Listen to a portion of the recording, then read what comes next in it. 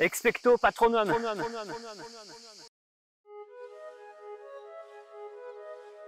Spero Patronum ou Expecto Patronum. Le sortilège du Patronus est le sortilège préféré de bon nombre de personnes, et je ne pourrais pas le leur reprocher, tant l'idée de faire apparaître un protecteur sous la forme d'un animal de lumière, convoqué par la force d'un souvenir heureux, c'est cool. Je ne vais pas vous faire l'affront de refaire une vidéo sur ce qu'est un Patronus, à quoi il sert ou ce qu'est un détraqueur.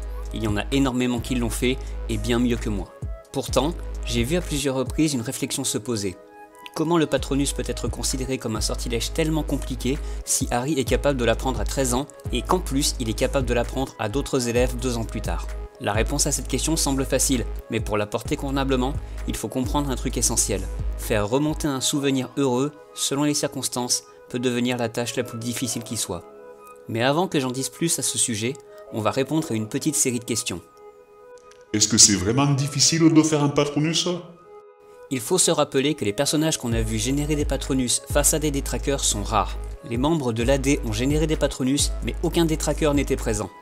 Mais Amelia Bones, qui est membre du Magen Mago, est quand même impressionnée de découvrir que Harry peut faire un Patronus corporel. Ce qui veut dire que soit peu de gens s'intéressent vraiment au Patronus, soit que c'est effectivement difficile d'en produire un, même en pleine possession de ses moyens. Remus Lupin, lorsqu'il apprend ce sortilège à Harry, lui affirme que c'est bien au-dessus du niveau d'un sorcier de 3e année.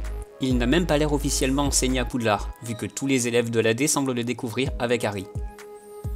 Le sortilège du Patronus semble donc difficile d'accès pour un sorcier moyen. Mais pourquoi? Tout d'abord, la fonction principale du Patronus est de protéger le sorcier et son entourage des détraqueurs et de leur influence. En temps normal, pour la plupart des sorciers, il n'est même pas nécessaire d'apprendre ce sortilège, vu que les détraqueurs étaient supposés rester cloîtrés à Azkaban. Mais une fois face aux détraqueurs, toute sensation de bonheur s'évanouit. Il force les gens qui sont dans leur champ d'influence à sombrer dans un état mental noir, négatif, en faisant ressurgir leurs souvenirs et leurs pensées les plus malheureuses. Dans ces conditions, faire émerger un souvenir heureux est extrêmement compliqué, car toute pensée positive doit en même temps lutter contre une pensée négative.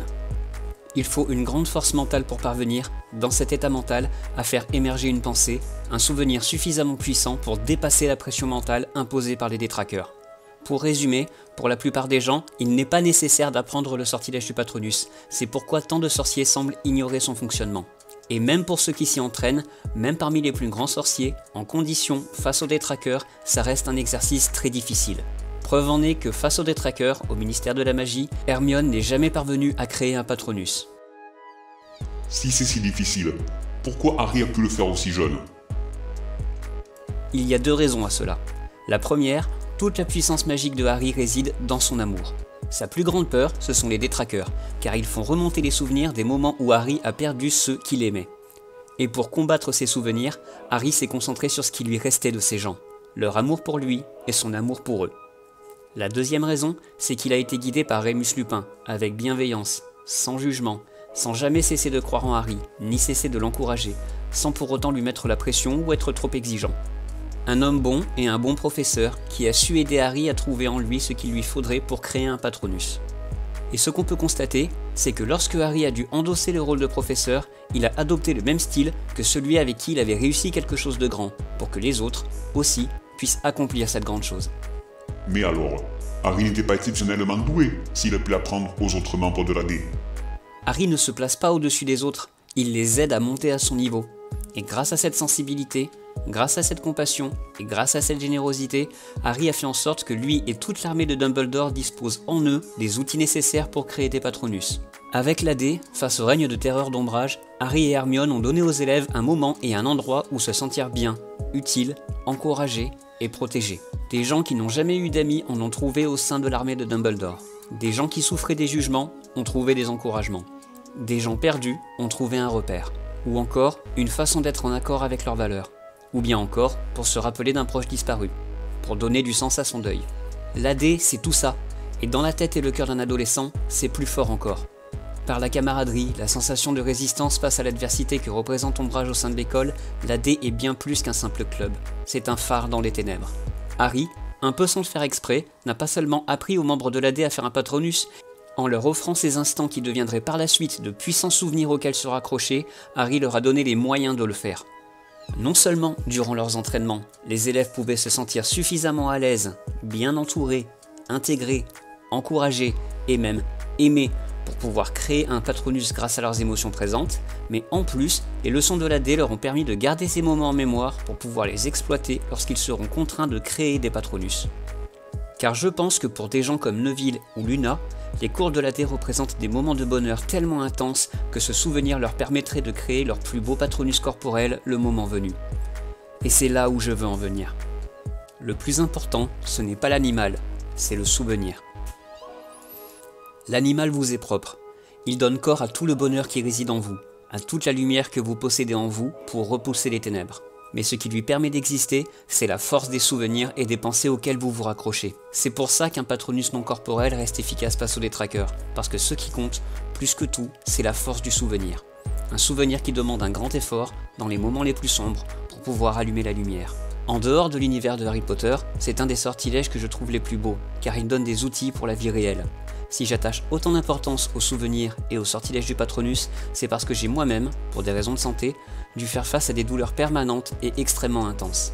Ces douleurs ont duré pendant 5 ans et m'ont parfois conduit à ce que j'appelle les portes de la folie. Je ne savais plus vraiment qui j'étais, où j'étais, quel jour on était, ni même si c'était le jour ou bien la nuit. Et j'avais cette sensation que, si jamais je passais les portes de la folie, alors jamais je ne reviendrais. Mais, dans les pires moments de douleur, ce qui m'a raccroché à la réalité, c'est un souvenir. Un seul et unique souvenir qui a maintenant presque 15 ans, le souvenir du reflet d'un simple regard et d'un sourire, qui me faisait comprendre, sans aucun mot, que j'étais aimé. Et grâce à ce souvenir, j'ai pu garder les portes de la folie à distance. Grâce à ce souvenir, j'ai pu retrouver la réalité. J'ai pu me retrouver. Au milieu des ténèbres, j'ai pu trouver ma lumière. Et c'est à cause de cette expérience que j'ai réalisé à quel point s'accrocher à un souvenir heureux est difficile quand on est face à l'adversité. Mais d'une certaine manière, je peux dire qu'un Patronus m'a sauvé la vie. Alors, pour vous préserver des ténèbres, cherchez vos souvenirs les plus heureux. Créez-en chaque jour des nouveaux. Vous connaissez sans doute l'animal qui est votre Patronus, et c'est dans votre tête qu'il existe. Et peut-être qu'un jour, il vous préservera, vous aussi, des ténèbres. C'était le professeur M. Prenez soin de vous et des autres, et rappelez-vous que c'est quand on ne se posera plus de questions qu'il n'y aura plus de réponses à trouver.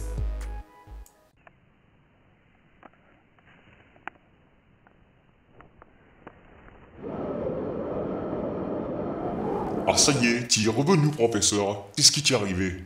Je crois que des vieux problèmes m'avaient gardé coincé dans une forêt mentale, Ferdi. Ça y est, je suis revenu. Sauf qu'il s'est passé des trucs quand tu étais pas là, cousin. Ça fait longtemps que tu es parti. À Beaubaton, tout le monde croit que tu es parti en cavale. Longtemps, c'est-à-dire? Ça fait presque 8 mois, cousin. Et je suis désolé, mais Madame Maxime, elle est moins marrante à hanter que toi. Je vais prendre ça pour un compliment, j'imagine. Et sinon, pourquoi t'es pas dans ma salle de cours, là? Parce que tu as été remplacé. Tu n'es plus prof à Beaubaton. Tu sais quoi? On s'en fout. Je vais aller continuer à aller chercher de la magie dehors. Tu viens avec moi? Sans déconner, tu es fada? Tu veux que je revienne te hanter? T'as le macaron qui a fondu? Je viens de passer 8 mois enfermé tout seul dans une forêt mentale. Un peu de compagnie, ça me fera pas de mal. Tu viens? Eh, c'est confortable là-dedans. C'est du chêne? Allez, go. Ça ne fait que commencer.